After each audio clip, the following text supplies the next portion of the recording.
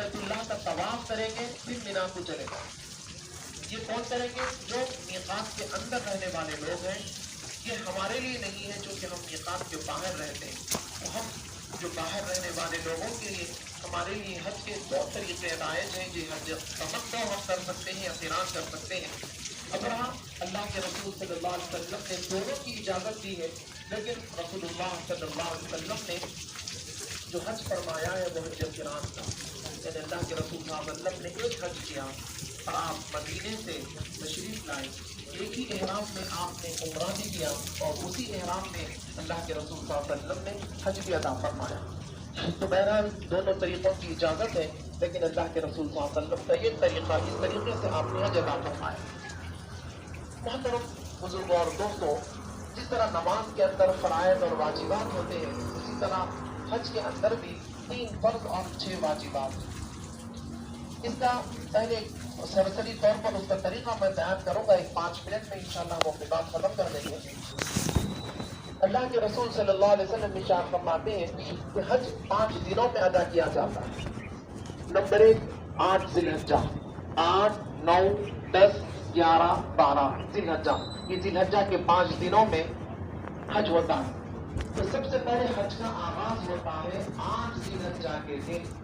آپ صبح میں اچھی طریقے سے غسل کر کے نہا دھو کے پاک صاف ہو کر احرام کی چادریں پہن لیں گے اور نیت کر لیں گے کہ اللہم انی ارید الحج، اے اللہ میں حج کا ارادہ کرتا ہوں، فیسرہ لی وتقبلہ منی، میرے لیے اس کو آسان فرما دے اور میرے اس حج کو قبول فرما. اس ارادے کے ساتھ آپ مینا تشریف لے جائیں. 8 ذی الحجہ کے دن ہمیں مینا میں قیام کا جو وقت ہے وہ ظہر سے شروع ہوتا ہے. تو مینا میں ہم کو کیا کرنا ہے؟ 8 ذی الحجہ کے دن ظہر کی نماز پڑھنا ہے، عصر کی نماز پڑھنا ہے، مغرب کی نماز پڑھنا ہے، عشاء کی نماز پڑھنا ہے. 8 ذی الحجہ کا دن ختم ہو گیا. اسی طرح مینا کا جو قیام ہے، یہ مینا کا قیام سنت ہے اور یہاں پر 5 نمازیں پڑھنا سنت ہے. 9 ذی الحجہ یعنی 8 ذی الحجہ کے دن عشاء پڑھ کے آپ مینا ہی میں سو جانا ہے اور پھر اگلی صبح یعنی 9 ذی الحجہ کی صبح آپ فجر کی نماز مینا میں پڑھنا ہے. تو مینا میں آپ کو 5 نمازیں پڑھنا ہے. کتنے نمازیں پڑھنا ہے؟ 5. مینا 8 ذی الحجہ کے دن ظہر، عصر، مغرب، عشاء اور 9 ذی الحجہ کی فجر، یہ مینا کا قیام آپ کا مکمل ہو گیا. 9 ذی الحجہ کے دن فجر کی نماز مینا میں پڑھ کر آپ کو میدان عرفات کے لیے جانا ہے. یہ میدان عرفات میں ٹھہرنے کا جو فرض وقت ہے، فرض ہے میدان عرفات کا قیام اصل حج ہے. اللہ کے رسول صلی اللہ علیہ وسلم فرمائے الحج العرفہ، حج اصل میں عرفے کا قیام ہی حج ہے. تو اب میدان عرفات میں جو فرض وقت ہے وہ کب سے شروع ہوتا؟ سورج ڈھلنے سے، زوال سے، یعنی ظہر کا وقت جب شروع ہوتا، جب سے عرفات کے میدان میں ٹھہرنے کا وقت شروع ہوتا ہے، کب تک؟ سورج ڈوبنے تک. 9 ذی الحجہ کے دن سورج یعنی زوال سے دوپہر سے لے کر مغرب تک، سورج ڈوبنے تک میدان عرفات میں ٹھہرنا چاہیے. یہ میدان عرفات کا قیام فرض ہے. اللہ کے رسول صلی اللہ علیہ وسلم نے میدان عرفات میں ظہر اور عصر کی نماز کو جماعت کے ساتھ یعنی 1 اذان اور 2 اقامت کے ساتھ، یعنی اذان 1 مرتبہ کہی گئی ظہر کے وقت اور اقامت ظہر کی الگ عصر کی الگ، دونوں نمازوں کو ظہر میں اللہ کے رسول صلی اللہ علیہ وسلم نے جمع کر کے ادا فرمایا. اب ہمارے لیے کیا ہے؟ اگر ہم اپنے خیمے میں نماز ادا کر رہے ہیں اور تو ہم کیا کریں گے؟ ظہر کو ظہر کے وقت میں پڑھیں گے، عصر کو عصر کے وقت میں پڑھیں گے. اگر ہم مسجد نمیرہ میں جو میدان عرفات میں ایک مسجد ہے، اس مسجد میں امام کے پیچھے جماعت کی اگر سہولت ہمیں مل جائے، مسجد ہمارے بینک سے قریب ہو، جانا آنا آسان ہو، تو پھر آپ اگر مسجد میں نماز ادا کر رہے ہیں مسجد نمیرہ میں، تو پھر آپ امام کی اقتدا کریں گے کہ امام 2 رکعت ظہر کے پڑھائیں گے، پھر اس کے بعد 2 رکعت عصر کے پڑھائیں گے. امام کو وہ لوگ دور سے مسافر بنا کے لاتے ہیں، یعنی ریاض وغیرہ سے بلاتے ہیں تاکہ ان کا سفر ہو اور مسافر بنے، اور مسافر کے لیے 2 رکعت نماز.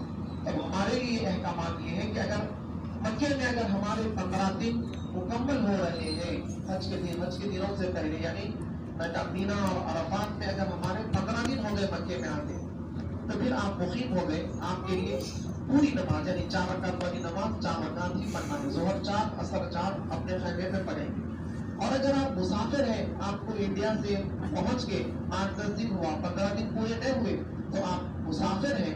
مسافر کے لیے 4 رکعت والی نماز 2 رکعت پڑھنا ہے. تو آپ کیا کریں گے, یا تو امام کے پیچھے 2 رکعت پڑھیں گے, یا نہیں تو پھر اپنے خیمے میں اگر پڑھیں تو 2 رکعت ظہر کے 2 رکعت عصر کے. اور اگر آپ مقیم ہیں, آپ کے اوپر 4 رکعت ضروری ہے, اور مسافر وہ جو امام صاحب نماز پڑھا رہے ہیں وہ مسافر ہیں, وہ 2 رکعت ہی پڑھیں گے. تو ایسے وقت میں آپ کیا کریں گے, امام صاحب 2 رکعت کے بعد سلام پھیریں گے. تو جس طرح ہماری 2 رکعت چھوٹ گئی تو ہم ایسا ادا کرتے ہیں, ہم ظہر میں آئے 2 رکعت چھوٹ گئی, تو ہم سلام پھیرنے کے بعد ان کے انفرادی طور پر 2 رکعت پڑھتے ہیں. تو اسی طرح مسجد نبیرہ میں امام صاحب ظہر کے 2 رکعت کے بعد سلام پھیر دیں تو آپ ان کے انفرادی طور پر 2 رکعت پڑھ لیں. پھر وہ عصر کے 2 رکعت کے بعد سلام پھیر دیں گے, آپ ان کے انفرادی طور پر 2 رکعت پڑھ لیں. یہ کب, جب آپ کے وہاں پر 15 دن مکمل ہو رہے ہیں. بہرحال یہ میدان عرفات میں آپ کو زوال تک رہنا ہے, یہ اہم ترین فریضہ ہے. اور یہاں کے مخصوص عبادت دعا ہے, الدعا. اللہ کے رسول صلی اللہ علیہ وسلم نے ظہر اور عصر کو ایک ساتھ اس لیے جمع کیا تاکہ زیادہ سے زیادہ دعا کرنے کا موقع ملے. کبھی آسمان کے نیچے, کبھی کھڑے ہو کر, کبھی بیٹھ کر, کبھی اپنے کندھے سے چادر ہٹا کر, کبھی چادر اوڑھ کر, یہ گرا کر آپ نے اپنے لیے, اپنی امت کے لیے دعائیں کرتے رہے. تو عرفات کی بہترین عبادت دعا ہے, اس سے ہٹ کے اور کوئی دوسری عبادت دعا نہیں کرنا. تو بہرحال یہ میدان عرفات میں 9 ذی الحجہ ہو گئی, سورج ڈوب گیا, سامنے 9 ذی الحجہ ختم ہو گئی. اب سورج ڈوبنے کے بعد کیا کیا جاتا, مغرب کی نماز ادا کی جاتی. لیکن حکم ہے اللہ کے رسول صلی اللہ علیہ وسلم کا کہ میدان عرفات میں ہمیں مغرب نہیں پڑھنا ہے. مغرب پڑھے بغیر میدان عرفات سے میدان مزدلفہ کے لیے جانا ہے. مزدلفہ پہنچنے تک اگر آپ کو رات کے 9 بج جائیں, 10 بج جائیں, 11 بج جائیں, 12, 1, 2, 3 بجے بھی اگر آپ مزدلفہ میں پہنچ رہے ہیں, جب تک مزدلفہ پہنچنے تک آپ کو مغرب نہیں پڑھنا. جب آپ مزدلفہ پہنچیں گے تو اچھے طریقے سے پھر سے وضو کر کے, اور وہاں پر آپ کیا کریں گے, مزدلفہ میں مغرب اور عشاء کو ایک اذان اور ایک ہی اقامت کے ساتھ جمع کریں گے. یعنی اذان 1 مرتبہ دیں گے اور مغرب کی 3 رکعت فرض ادا کریں گے. پھر اٹھ کر بغیر کسی اقامت کے عشاء کے 4 رکعت فرض ادا کریں گے. پھر مغرب کی سنتیں, پھر عشاء کی سنتیں واجب الوتر پڑھ کے آپ کو وہاں پر آرام کرنا ہے. مزدلفہ کا قیام, رات کا جو قیام ہے وہ سنت ہے. وہاں پر آپ کو کوئی عبادت کرنا نہیں ہے, آپ ذکر کریں, تسبیح کریں, اگر تھک گئے تو آپ آرام کر لیں. کیوں, اس لیے آرام کریں کیونکہ اگلے دن آپ کو بہت کام کرنا ہے. تو بہرحال مزدلفہ کا جو فرض واجب قیام ہے وہ کیا ہے, صبح صادق, یعنی جس وقت ہم روزہ رکھتے ہیں, صبح صادق شروع ہوتے ہی روزے کا آغاز ہوتا. صبح صادق سے لے کر سورج نکلنے تک, سورج طلوع ہونے تک کا جو وقت ہے, یہ وقت واجب ہے. یہ مزدلفہ کا اصل قیام. جب سورج اچھے طریقے سے نکل جائے, سورج کے اندر تیزی آ جائے, اس کی روشنی تیز ہو جائے, تو پھر آپ کو مزدلفہ سے نکل کے, یہ اب جو مزدلفہ میں صبح ہوئی, یہ کون سی صبح ہے, یہ 10 ذی الحجہ کی صبح ہے.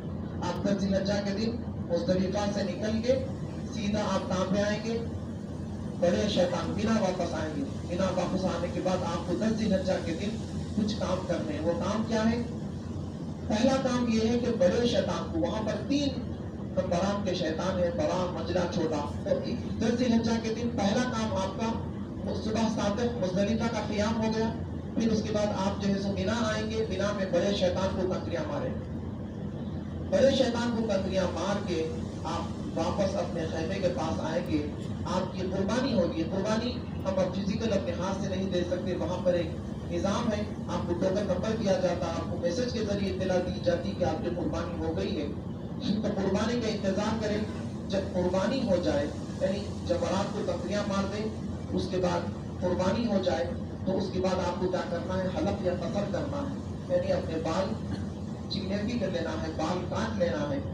پھر اس کے بعد آپ کو مینا سے طواف زیارت کے لیے, جو حج کا تیسرا فرض ہے, اس فریضے کو ادا کرنے کے لیے آپ کو پھر مکہ جانا ہے. مکہ میں جا کے آپ بیت اللہ کا طواف کریں گے اور پھر صفا مروہ کی سعی کریں گے. پھر آپ واپس مینا آ جائیں گے. اب یہ 10 ذی الحجہ کا دن ختم ہو گیا، اب 11 ذی الحجہ کے دن آپ کو مینا میں رہنا ہے۔ مینا میں اب کیا کرنا ہے؟ صرف 11 ذی الحجہ کے دن زوال کے بعد 3 شیطانوں کو کنکریاں مارنا، اپنے خیمے میں آ کے بیٹھ جانا۔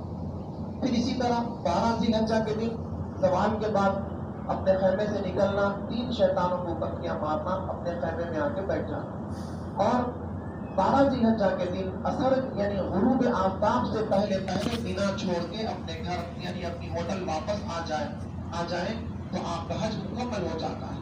یہاں پر ایک وضاحت ہے کہ اللہ کے رسول صلی اللہ علیہ وسلم فرماتے ہیں اگر کوئی تیسرے دن یعنی 13 ذی الحجہ کی دن بھی مینا میں رہنا چاہتا ہے تو پھر اسے 13 کے دن کی بھی رمی کرنا پڑے گا، یعنی تینوں شیطانوں کو 13 ذی الحجہ کے دن بھی تینوں شیطانوں کو کنکریاں مارنا پڑے گا۔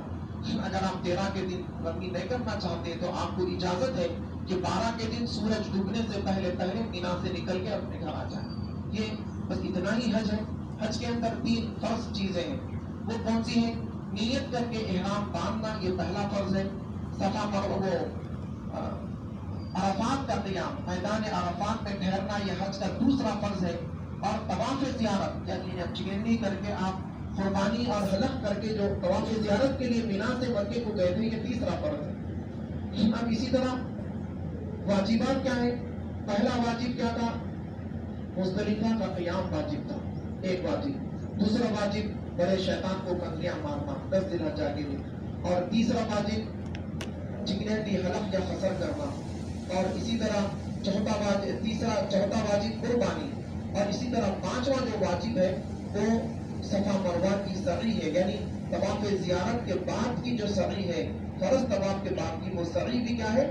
واجبات حج میں سے ہے، یہ حج کے واجبات میں سے۔ تو بہرحال یہ حج کے کچھ فرائض اور واجبات ہیں اور طریقہ ہے۔ اللہ رب العزت سے دعا ہے کہ اللہ رب العزت ہم تمام ایمان والوں کو اتنی استطاعت ہم ایمان والوں کو دے کہ زندگی میں کم سے کم ایک مرتبہ ہم اللہ کے گھر کا طواف یعنی حج بیت اللہ کی فریضے کو ہم ادا کر سکیں، اور حج بیت اللہ کو ادا کرنے کے جو فضائل و برکات ہیں اس سے مستفیض ہو۔ اللہ رب العزت ہمیں اپنے دل میں اللہ کا تقوی، پرہیزگاری اور اللہ رب العزت کے عبادات کی اہمیت اور اس کی یعنی فرائض کی پابندی کرنے کی ہمیں توفیق عطا فرما۔ وصلی اللہ تعالی علی خیر خلقہ سیدنا محمد وعلی آلہ واصحابہ اجمعین والحمد للہ رب العالمین۔